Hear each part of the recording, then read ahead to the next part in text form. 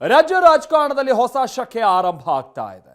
ದಶಕಗಳ ಕನಸು, 40 ವರ್ಷಗಳ ಸುದೀರ್ಘ ಹೋರಾಟದ ಫಲವಾಗಿ ಕನಕಪುರದ ಬಂಡೆ ಕೆಪಿಸಿಸಿ ಅಧ್ಯಕ್ಷ ಡಿಕೆ ಶಿವಕುಮಾರ್ ಮುಖ್ಯಮಂತ್ರಿಯಾಗಿ ಪ್ರಮಾಣ ವಚನ ಸ್ವೀಕರಿಸೋದಕ್ಕೆ ಸಜ್ಜಾಗ್ತಾ ಇದ್ದಾರೆ. ಆದರೆ ಈ ಪಟ್ಟಾಭಿಷೇಕ ಕಾರ್ಯಕ್ರಮ ಅಬ್ಬರ ಅದ್ದೂರಿಯಾಗಿ ಇರೋದಿಲ್ಲ. ದೆಹಲಿ ಹೈಕಮಾಂಡ್ ಕೊಟ್ಟಂತ ಆ ಒಂದು ಖಡಕ್ ಸೂಚನೆ ಏನು ಹಾಗಾದ್ರೆ? ಅಪ್ಪನ ಸಿಎಂ ಪಟ್ಟದ ಬಗ್ಗೆ ಪುತ್ರಿ ಐಶ್ವರ್ಯ ಆಡಿದ ಭಾವುಕ ನುಡಿಗಳೇನು? ಸಿಎಂ ಆಗ್ತಾ ಇರೋ ಹೊತ್ತಲ್ಲೇ ಡಿಕೆಗೆ ಎದುರಾಗ್ತಾ ಇರುವಂತ ಈ ಸಂಪುಟ ಸವಾಲು ಎಂಥದ್ದು? ಬನ್ನಿ ತೋರಿಸ್ತೀವಿ.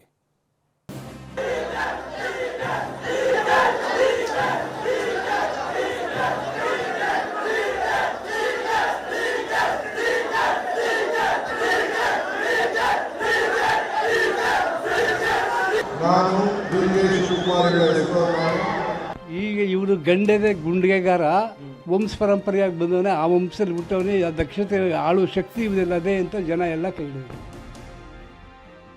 ಬುಧವಾರ ಸಿಎಂ ಪದಗ್ರಹಣ, ನಾಳೆ ದೆಹಲಿಗೆ ಸಿದ್ದು ಡಿಕೆ ಪ್ರಯಾಣ.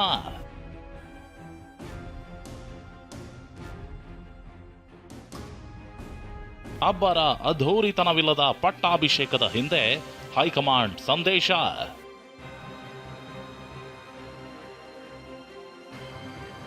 ಸಿದ್ದರಾಮಯ್ಯ ಲಿಸ್ಟ್, ಡಿಕೆಶಿ ಲಿಸ್ಟ್, ಸಂಪುಟ ರಚನೆಯೇ ದೊಡ್ಡ ಸವಾಲು. That I don't know. Whatever the party high command decided, it will be done. I don't want to comment on that. ಇನ್ನೆರಡು ದಿನ ಕಳೆದ್ರೆ ಕಾಂಗ್ರೆಸ್ನ ಟ್ರಬಲ್ ಶೂಟರ್ ಡಿಕೆ ರಾಜ್ಯದ ಮುಖ್ಯಮಂತ್ರಿಯಾಗಿ ಪ್ರಮಾಣ ವಚನ ಸ್ವೀಕರಿಸಲಿದ್ದಾರೆ. ಡಿಕೆ ಪಟ್ಟಾಭಿಷೇಕಕ್ಕೆ ಸಿದ್ಧತೆಗಳು ನಡೀತಿವೆ. ಅದ್ಧೂರಿತನಕ್ಕೆ, ಅಬ್ಬರಕ್ಕೆ ಪ್ರತೀಕವಾಗಿರೋ ಡಿಕೆ ಪದಗ್ರಹಣ ಮಾತ್ರ ತುಂಬಾನೇ ಸಿಂಪಲ್ ಆಗಿರಲಿದೆ. ಅಷ್ಟಕ್ಕೂ ಡಿಕೆ ಪದಗ್ರಹಣ ಸರಳವಾಗಿ ನಡೀತಿರೋದೇಕೆ ಅನ್ನೋದನ್ನೇ ತೋರಿಸ್ತೀವಿ ನೋಡಿ. ನಮ್ಮ ಕಾರ್ಯಕರ್ತರಿಗೆ ಕ್ಷಮಿಸಬೇಕು. ಇಲ್ಲೇ ಯಾಕೆಂದ್ರೆ ನಾವಲ್ಲಿ ಪ್ರಮಾಣ ವಚನ ಸಂದರ್ಭದಲ್ಲಿ ಜಾಗ ಇಲ್ಲ ಅಲ್ಲಿ.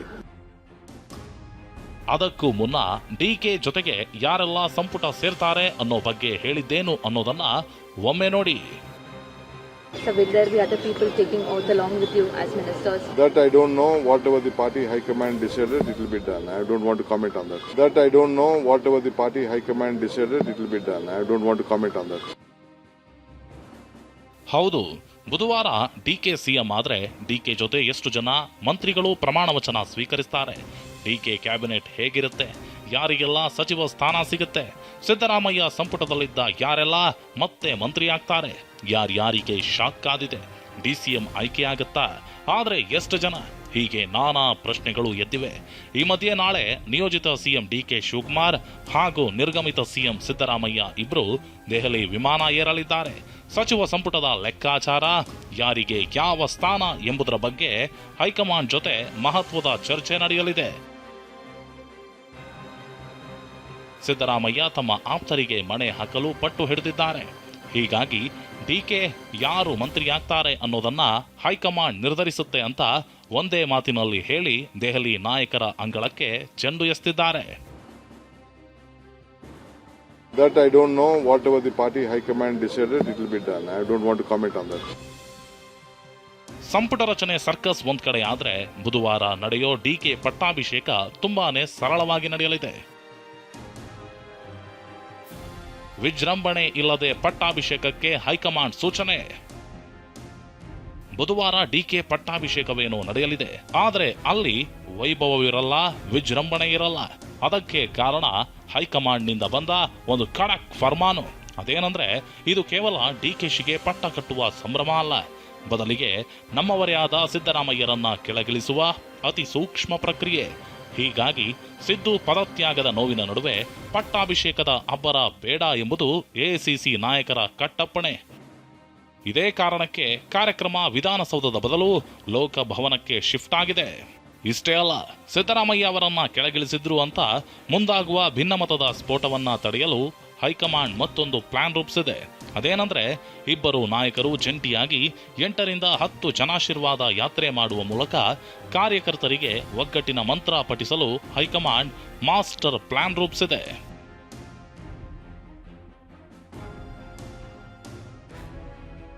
ಬಂಡೆ ಮುಂತೇನು ಮಾಡುತ್ತೆ ಎಂಬ ಕೌತುಕ ನಮಗೂ ಇದೆ. ಆಲ್ ದ ಬೆಸ್ಟ್ ಅಪ್ಪ ಎಂದು ಪುತ್ರಿ ಐಶ್ವರ್ಯ ಭಾವುಕ ಪೋಸ್ಟ್. ಬಂಡೆ ಫಾರ್ಮ್ ಆಗಕ್ಕೆ ಎಷ್ಟು ದಿವಸ ತಗೊಂಡಿದೆ ಅಂತ ನಾವು ಚಿಕ್ಕ ವಯಸ್ಸಿಂದ ನೋಡಿದ್ವಿ. ಡಿಕೆಶಿಗೆ ಒಲಿದ ಸಿಎಂ ಪಟ್ಟ ಅವರ ಕುಟುಂಬದಲ್ಲಿ ಭಾವುಕ ಕ್ಷಣಗಳಿಗೆ ಸಾಕ್ಷಿಯಾಗಿದೆ. ಪುತ್ರಿ ಐಶ್ವರ್ಯ ಇನ್ಸ್ಟಾಗ್ರಾಂನಲ್ಲಿ ತಂದೆಯ ವಿಡಿಯೋವನ್ನ ಹಂಚಿಕೊಂಡು ಭಾವುಕ ಸಂದೇಶ ರವಾನಿಸಿದ್ದಾರೆ. ಇವತ್ತು ಜನ ಅವರನ್ನ ಬಂಡೆ ಅಂತ ಕರೀಬಹುದು, ಆದರೆ ಆ ಬಂಡೆ ರೂಪುಗೊಳ್ಳಲು ಎಷ್ಟು ದಿನ ಹಿಡಿದಿದೆ ಅನ್ನೋದನ್ನ ನಾವು ಚಿಕ್ಕ ವಯಸ್ಸಿನಿಂದಲೇ ನೋಡಿದ್ದೇವೆ. ಆ ಬಂಡೆ ಮುಂದೇನು ಮಾಡುತ್ತೆ ಎಂಬ ಕೌತುಕ ಜನರಿಗಿದೆ. ನಮ್ಮ ಕುಟುಂಬವು ಅದಕ್ಕಾಗಿ ಕಾಯುತ್ತಿದೆ. Wish you all the best ಅಪ್ಪ ಎಂದು ಹೃದಯ ಸ್ಪರ್ಶಿಯಾಗಿ ಬರೆದುಕೊಂಡಿದ್ದಾರೆ. ಬಟ್ ಆ ಬಂಡೆ ಫಾರ್ಮ್ ಆಗಕ್ಕೆ ಎಷ್ಟು ದಿವಸ ತಗೊಂಡಿದೆ ಅಂತ ನಾವು ಚಿಕ್ಕ ವಯಸ್ಸಿಂದ ನೋಡಿದ್ದೀವಿ.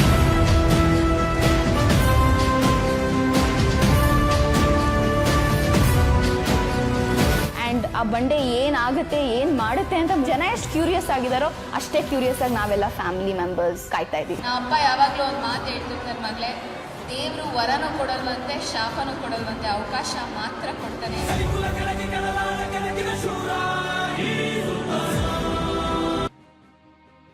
ನನ್ನಪ್ಪನನ್ನ ಸಿಎಂ ಸ್ಥಾನದಲ್ಲಿ ಒಂದಲ್ಲ ಒಂದು ದಿನ ನೋಡ್ತೀನಿ ಅಂತ 2023ರಂದು ಸಿದ್ದರಾಮಯ್ಯ ಪ್ರಮಾಣ ವಚನದ ಕಾರ್ಯಕ್ರಮದಲ್ಲೇ ಡಿಕೆ ಪುತ್ರಿ ಐಶ್ವರ್ಯ ಹೇಳಿದ್ರು.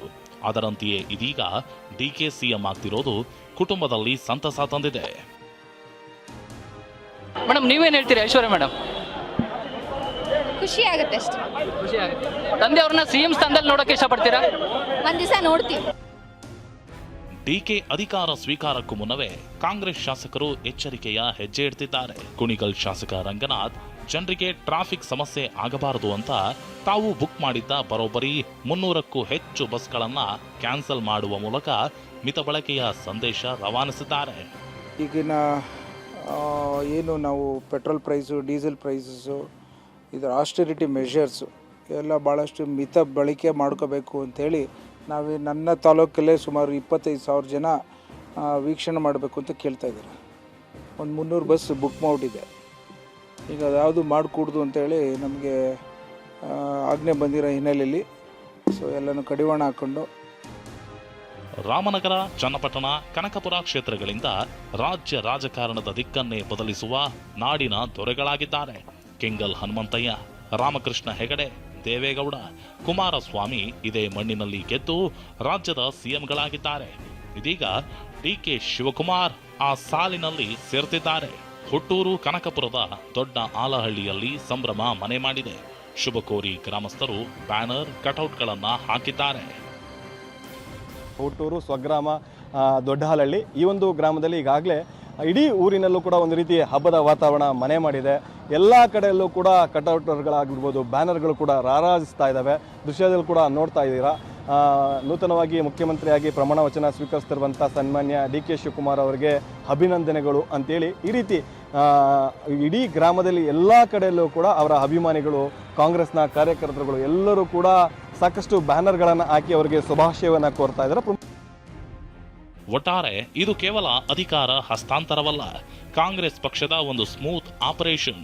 ಸಿದ್ದರಾಮಯ್ಯನವರ ಅನುಭವ ಹಾಗೂ ಡಿಕೆ ಶಿವಕುಮಾರ್ ಅವರ ಟ್ರಬಲ್ ಶೂಟಿಂಗ್ ನಾಯಕತ್ವದಲ್ಲಿ ರಾಜ್ಯದ ಆಡಳಿತ ಚಕ್ರ ಹೇಗೆ ಉರುಳಲಿದೆ, 2028ರ ಟಾರ್ಗೆಟ್ ಕಡೆಗೆ ಕೈಪಡೆ ಹೇಗೆ ಹೆಜ್ಜೆ ಹಾಕಲಿದೆ ಅನ್ನೋದನ್ನ ಕಾದು ನೋಡಬೇಕಿದೆ. ರಾಮನಗರದಿಂದ ಪ್ರಶಾಂತ್ ಜೊತೆ ಪ್ರಸನ್ನ ಮತ್ತು ಈರಣ್ಣ, TV9 ಬೆಂಗಳೂರು. ಪ್ರಮಾಣ ವಚನ ಸ್ವೀಕರಿಸಿದ ಬಳಿಕ ಡಿಕೆ ಶಿವಕುಮಾರ್ ಕೆಕೆ ಗೆಸ್ಟ್ ಹೌಸ್ ಅನ್ನೇ ಸರ್ಕಾರಿ ನಿವಾಸವಾಗಿ ತೆಗೆದುಕೊಳ್ಳುವಂತ ಸಾಧ್ಯತೆ ಇದೆ. ಈ ಹಿನ್ನೆಲೆಯಲ್ಲೇ ಕೆಕೆ ಗೆಸ್ಟ್ ಹೌಸ್ ಅನ್ನ ಪರಿಶೀಲಿಸಿದ್ದಾರೆ. ಇದೇ ವೇಳೆ ಆಗಮಿಸಿದ ಯತೀಂದ್ರ ಸಿದ್ದರಾಮಯ್ಯ ಡಿಕೆ ಶಿವಕುಮಾರ್ರನ್ನ ಭೇಟಿಯಾಗಿ ಮಾತುಕತೆಯನ್ನ ನಡೆಸಿದ್ದಾರೆ. ಬಳಿಕ ಮಾತನಾಡಿದ ಡಿಕೆ ಶಿವಕುಮಾರ್, ಒಬ್ಬ ಕಾರ್ಯಕರ್ತನೇ ಸಿಎಂ ಆಗ್ತಾ ಇರೋದು, ಹೀಗಾಗಿ ಸಂಭ್ರಮ ಮಾಡ್ತಾ ಇದ್ದಾರೆ. ಕಾರ್ಯಕರ್ತರಿಗೆ ಲಿಮಿಟ್ ಆಗಿ ಸಂಭ್ರಮಿಸಲಿ ಅಂತ ಮನವಿ ಮಾಡಿದ್ದಾರೆ. ಯತೀಂದ್ರ ಭೇಟಿ ಬಗ್ಗೆಯೂ ಮಾತನಾಡಿದ ಡಿಕೆ, ಅವರು ನನ್ನ ಸಹೋದ್ಯೋಗಿ ಅಂತ ಹೇಳಿದ್ದಾರೆ. ನಾನು ಲಿಮಿಟಾಗೆ ಮಾಡ್ಕೊಳ್ಬೇಕಾಗ್ತದೆ. ಕೆಲವು ಬೇರೆ ಬೇರೆ ಇಶ್ಯೂಸ್ ಇರೋದ್ರಿಂದ ನಾನು ಜಾಸ್ತಿ ಜನ ಬರೋಕ್ಕೆ ಅವಕಾಶ ಇಲ್ಲ. ಬಟ್ ಎಲ್ಲರೂ ಬರೋದನ್ನ ನಾನು ಭಾಳ ಲಿಮಿಟ್ ಮಾಡಬೇಕಾಗ್ತದೆ. ಹೊರಗಡೆ ಬಂದು ವೆಯ್ಟ್ ವಾಚ್ ಮಾಡಿದ್ರೆ ನನ್ನೇನು ಅಭ್ಯಂತರ ಇಲ್ಲ. ನಂಬರ್ 1. ಎರಡನೇದು, ಯಾರು ಊನಾರ ಮಾತು ನನಗೆ ಹಾಕಬೇಡಿ. ಸೆಲೆಬ್ರೇಟು ಕಾರ್ಯಕರ್ತರು ಮಾಡಲಿ, ಇಟ್ ಈಸ್ ನಾನಲ್ಲ ಇವತ್ತು ಚೀಫ್ ಮಿನಿಸ್ಟರ್ ಆಗ್ತಾ ಇರೋದು. ಒಬ್ಬ ಕಾರ್ಯಕರ್ತ ಚೀಫ್ ಮಿನಿಸ್ಟರ್ ಆಗ್ತಾರೆ. ಪಕ್ಷದ ಒಬ್ಬ ನಿಷ್ಠಾವಂತ ಕಾರ್ಯಕರ್ತ.